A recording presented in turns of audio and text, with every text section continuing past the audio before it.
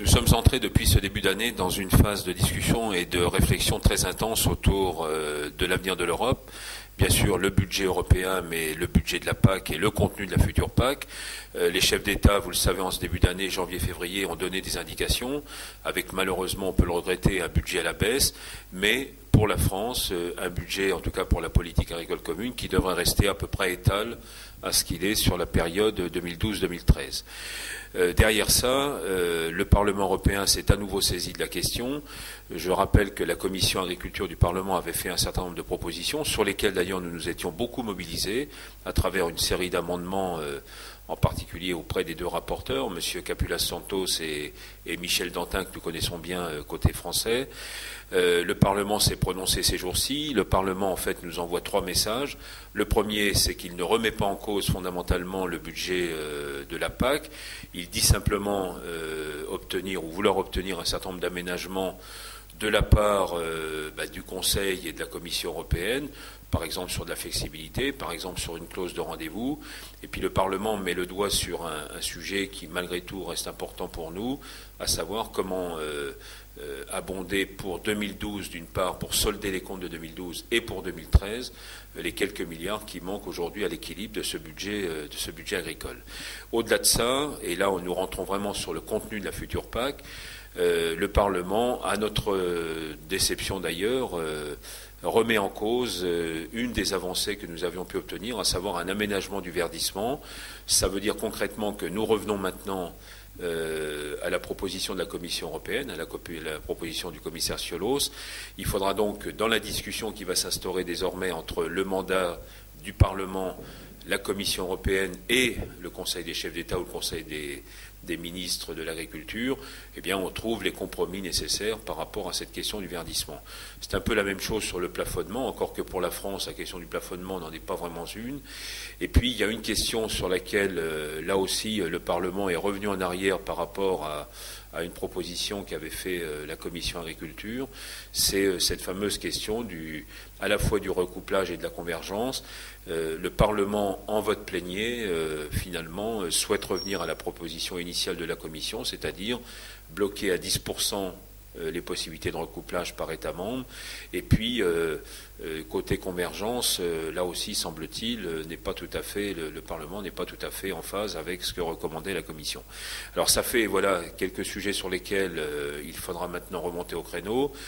J'ai moi-même, d'ailleurs, dès le vote du Parlement, envoyé un courrier au ministre de l'Agriculture pour lui rappeler nos positions et faire en sorte que la boîte à outils de la PAC reste une boîte à outils suffisamment ouverte, évidemment dans un cadre communautaire. Nous ne voulons pas trop de subsidiarité sur la PAC, mais qui nous permettent en particulier d'adapter cette PAC aux conditions de mise en œuvre pour la France.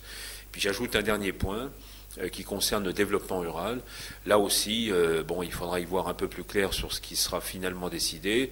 Je vous rappelle simplement que notre position reste la même.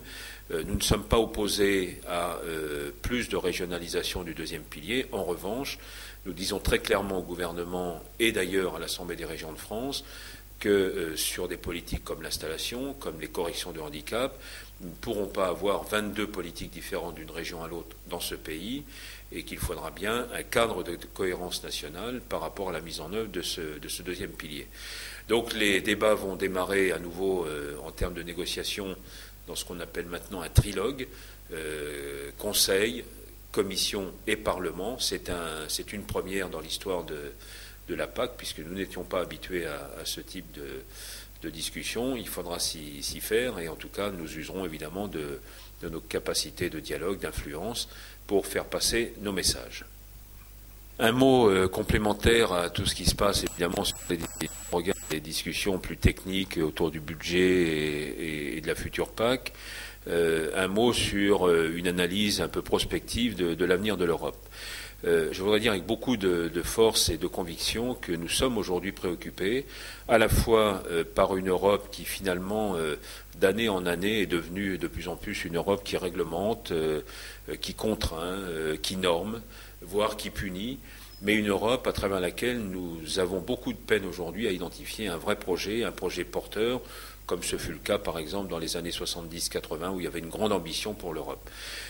Si je rajoute à cela évidemment les résultats d'une élection dans un pays voisin qui est l'Italie, nous pouvons aujourd'hui craindre qu'un certain nombre de populismes à travers l'Europe s'expriment de plus en plus. Je rappelle que nous avons dans un an une échéance justement au Parlement européen avec ces élections dites européennes. Ce sera un moment particulier. Il est important aujourd'hui que nous puissions réidentifier à travers l'Europe un projet, un avenir, que nous puissions aussi, à la fois pour les plus jeunes d'entre nous, mais également pour des secteurs professionnels comme l'agriculture, et Dieu sait si les paysans sont sans doute les plus européens aujourd'hui des citoyens, que nous soyons en capacité justement de pouvoir réidentifier à travers l'Europe une partie de notre avenir.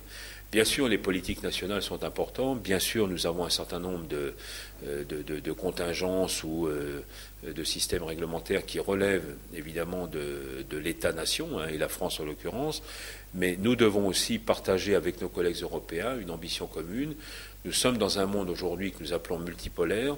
Nous sommes dans des négociations qui sont difficiles souvent à l'échelle internationale, que ce soit à l'OMC ou que ce soit dans d'autres instances. Nous savons aussi que l'Europe a des responsabilités par rapport notamment à l'avenir de l'agriculture, mais à l'avenir de l'alimentation à travers le monde. Nous savons en particulier que si nous regardons un peu plus au sud, bassin méditerranéen, Afrique de l'Ouest, l'Europe a aussi sans doute des initiatives à prendre dans ce domaine-là pour consolider ce grand sous-ensemble à l'échelle mondiale.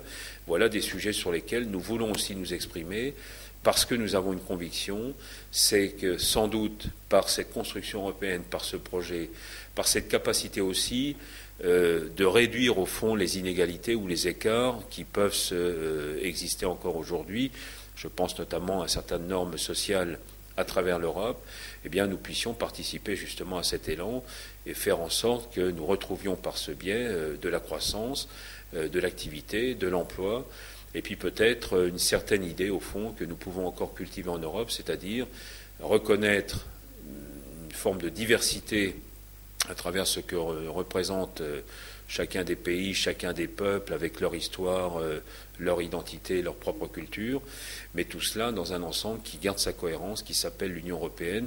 Voilà des sujets sur lesquels il nous semble aussi que l'agriculture, les agriculteurs, la FNSEA peuvent apporter une contribution active au débat, mais une contribution aussi qui s'appuie sur près de 50 ans d'histoire de la PAC qui finalement nous ont forgé non seulement des convictions, mais une capacité peut-être de regard et d'analyse sur évidemment ce qui est parfois contraignant et vécu comme de manière assez coercitive par les agriculteurs, mais versus ce qui est aussi positif et ce que l'Europe a apporté aussi, notamment aux agriculteurs, en termes de débouchés, en termes de développement, en termes aussi de capacité à en faire des citoyens parfaitement de leur temps, modernes et en tout cas en phase avec les attentes de nos sociétés.